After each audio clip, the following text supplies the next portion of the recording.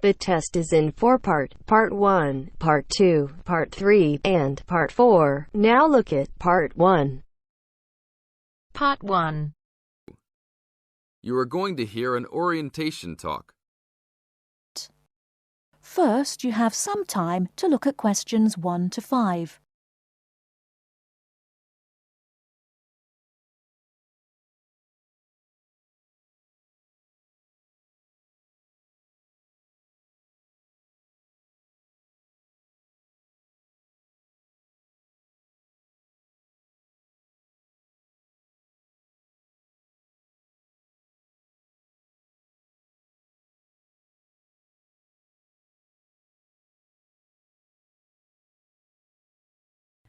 Now we shall begin. You should answer the questions as you listen, because you will not hear the recording a second time. Listen carefully and answer questions 1 to 5.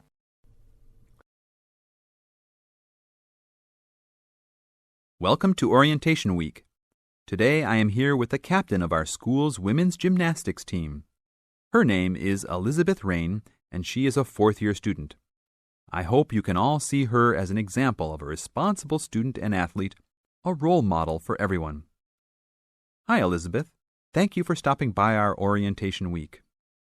Thank you for having me. Welcome to our university, everyone. If there are any of you thinking about joining our school's athletic program, I would strongly encourage you to do it. Being a part of the gymnastics team has been one of my best experiences during my time at this school. It has taught me so much about teamwork and friendship, and has even taught me how to improve my academics by prioritizing my time. I have some questions that I am sure the students will want to know the answers to as well.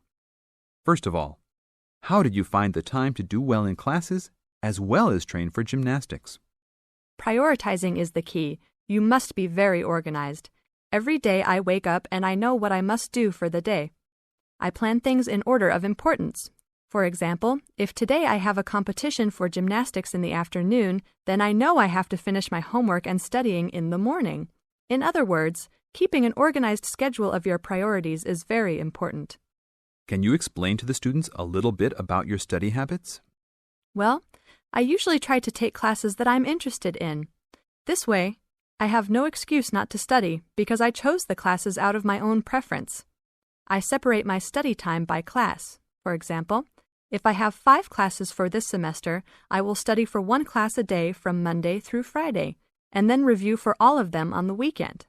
I won't try and study for all 5 of my classes at one time.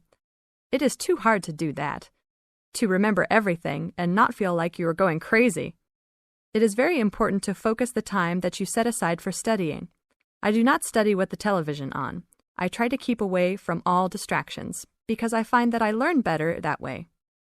But of course, how each individual will study depends on each person. Before you hear the rest of the conversation, you have some time to look at questions 6 to 10.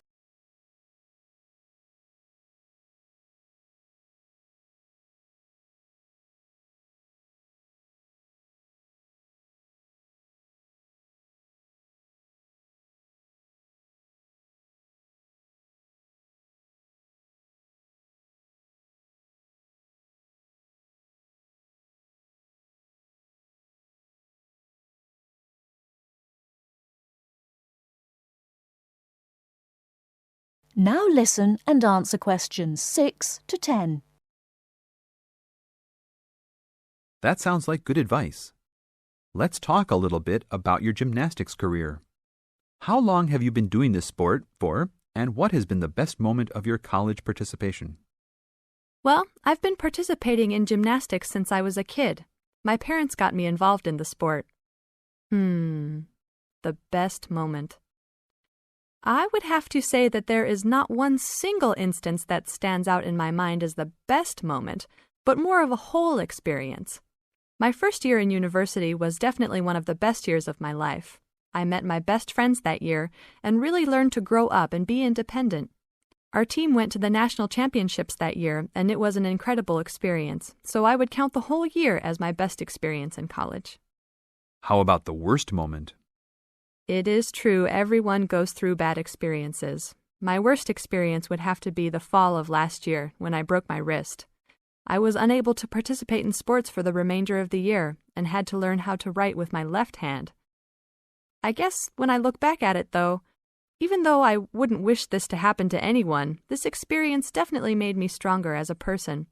It taught me to look at life with a new perspective and to really value the friends and family that are important and close to me. Thanks for your time, Elizabeth. Do you have anything else you want to tell the new students? Just have a good time. Don't stress out too much, but be responsible for your actions. Work hard and play hard. That's my motto for life. That is the end of part 1. You now have half a minute to check your answers.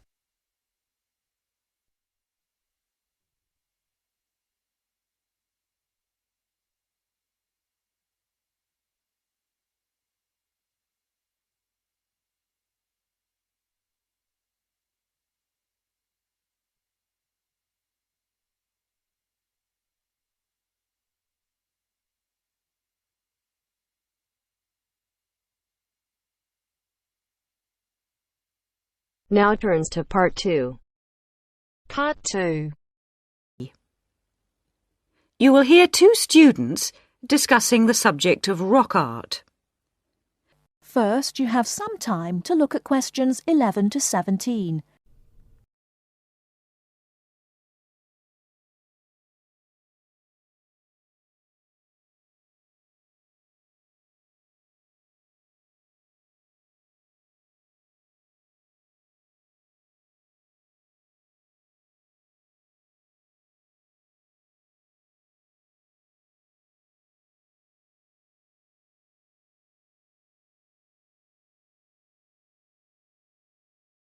Now, listen carefully and answer questions 11 to 17.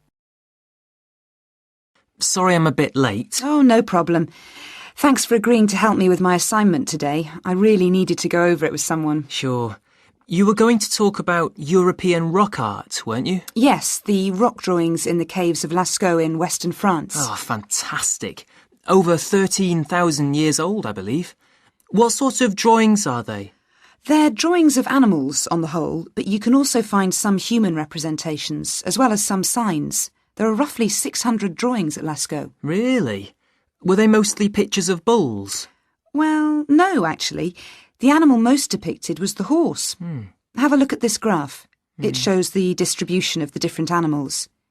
You see, first the horse, and then, after that, a sort of prehistoric bull. Oh, OK. That's interesting, isn't it? And the third most commonly drawn creature was the stag.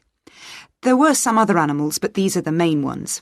What are the drawings like? I mean, what sort of style? Well, the bulls are depicted very figuratively. They're not very realistic. They're very big by comparison to the other drawings of people and signs. They appear to be almost three-dimensional in some cases, following the contours of the cave walls, but of course they're not. Amazing. Perhaps they felt these animals were the most impressive and needed to be represented like that. Yeah, maybe. The drawings of humans, by contrast, consist of just simple lines, like the stick figures my little sister draws. Perhaps humans were seen as less important. Perhaps. What about the signs? How did they draw them?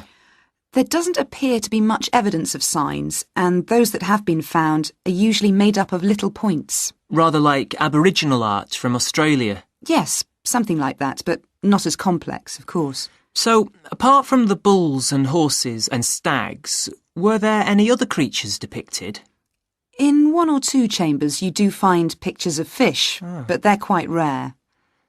What sort of size is the cave? It must be quite large to have that many pictures.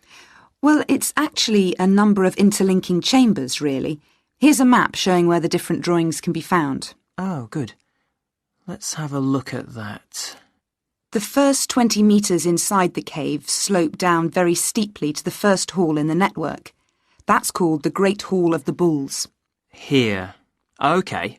Then, off to the left, we have the Painted Gallery, which is about 30 metres long and is basically a continuation of this first hall. But further into the cave. Exactly.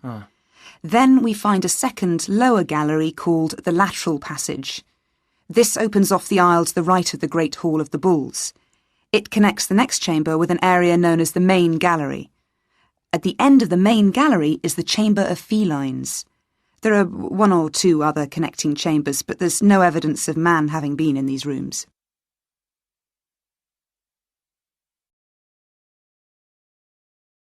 Before you hear the rest of the talk, you have some time to look at questions 18 to 20.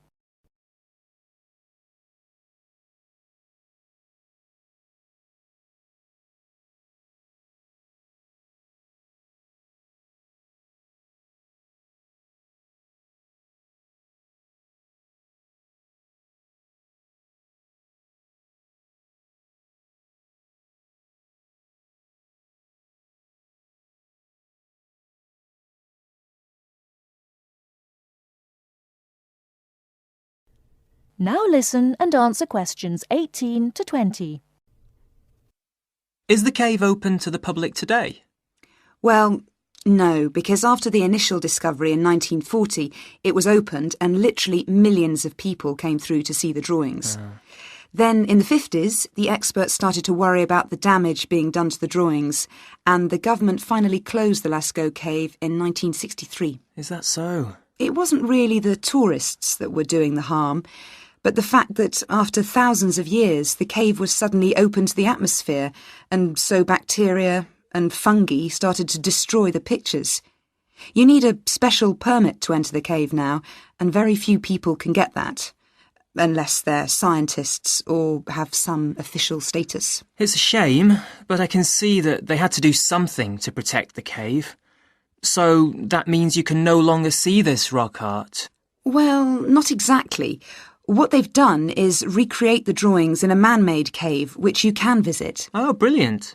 Yeah, the authorities decided to reproduce the two best sections of the site, so they've created a life-size copy of the Hall of the Bulls and of the painted gallery. It's just a cement shell, which corresponds in shape to the interior of the original. So now you can visit the caves without actually harming any of the 15,000-year-old paintings. Mm-hmm. That is the end of part 2.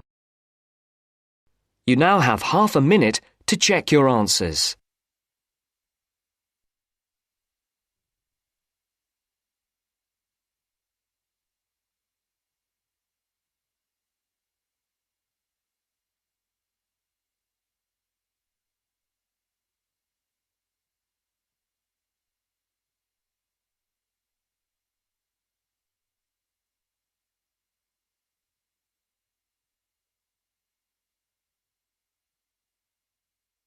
Now turns to part 3.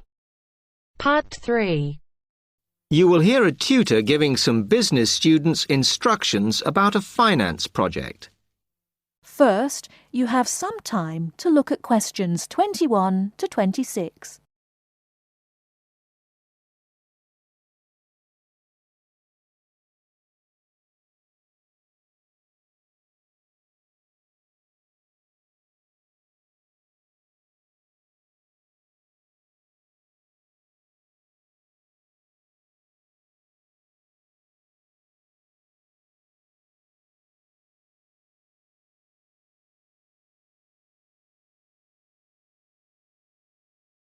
Now listen carefully and answer questions 21 to 26.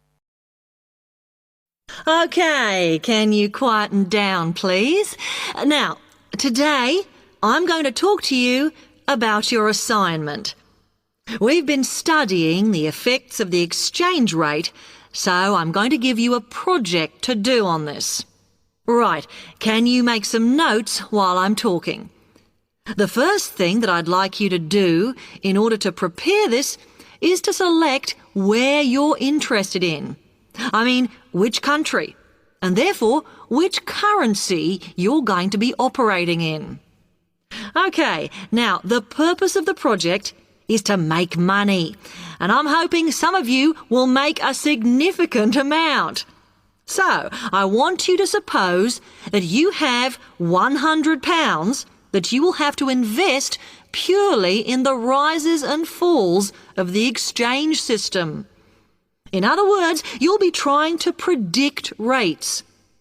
This is a project that you'll be doing together, but before you work together, you'll have to go off and research what you need to know about the economy of that country and how well it's doing or is expected to do in the near future. You could all make up a little information sheet with your notes on, clearly legible, because then I want you to get together, we can do that next week, and to go round and read about each other's countries. When you see how well or badly each country is doing, I want you to decide what your exchange rate is going to be against all the other currencies. After that is all sorted, what you're going to do is go round the other students and attempt to sell your money to the others. Remember, this will depend on the success of your country's economy and the rate you fixed for your currency. Now, you're not allowed to just swap currencies with each other, but you may wish to buy from the other countries. But you must do a proper transaction. All the way through this, you must keep your accounts properly for each transaction. I'll give you 1 week to do this, and then we will set a time for the deals to finish, a bit like the stock exchange. And at that point, I will ask you to calculate how much you have made. Is that clear? Before you hear the rest of the talk, you have some time to look at questions 27 to 30.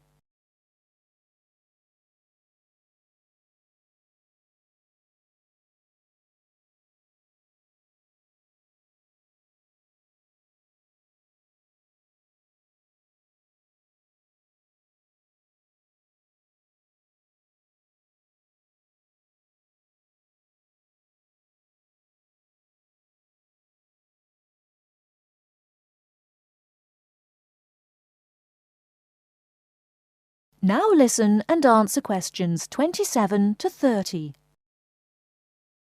Before you begin that, there are a few things I want you to read up on to prepare. You need to look at the economies of the UK's main trading partners. I don't mean all of them, because that would be over 80, but just the 29 principal ones. There are summaries in the last 3 books on the book list I've given you. And so that you can practice applying the criteria on assessment I gave you, I'd then like you to focus just on one sector across all the countries. The most common one across every country is farming. But as much agricultural produce is for domestic consumption, I'd like you to look at manufacturing. Then, I would like you to do a detailed investigation of one particular aspect. I was going to give you a choice, but I think as we've just started the course, it's better if we all look at the same thing and then we can discuss it in the seminars. So the thing I'd like you all to look at is fluctuations in import prices. Now, you need to do all that before you start the project, as it will help you assess the economies of the countries you'll be representing in the project. Don't worry, you've got plenty of time. Exam week is December the 8th. Then it's the holidays until January the 6th, so I don't need the project in till February the 5th. Is that okay? Now, any questions on this? Because That is the end of part 3. You now have half a minute to check your answers.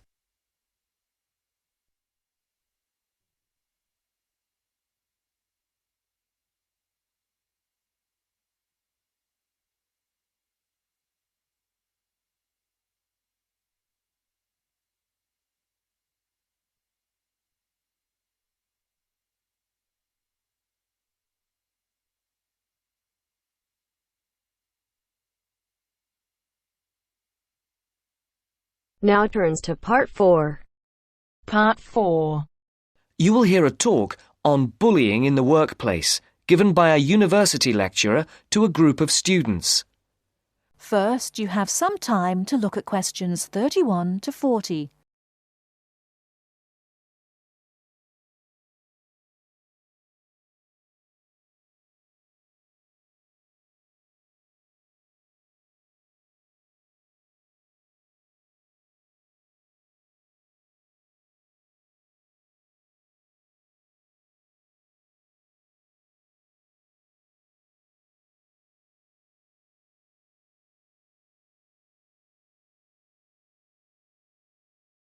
Now, listen carefully and answer questions 31 to 40. Good morning. My name is Dr. Mervyn Forrest, and I specialize in management techniques and training. I've been invited here today to talk to you about the cost to the economy of bad management. And what I would like to dwell on first is an area that has recently been exercising everyone, and that is coercion in the workplace, or, to put it more simply, bullying.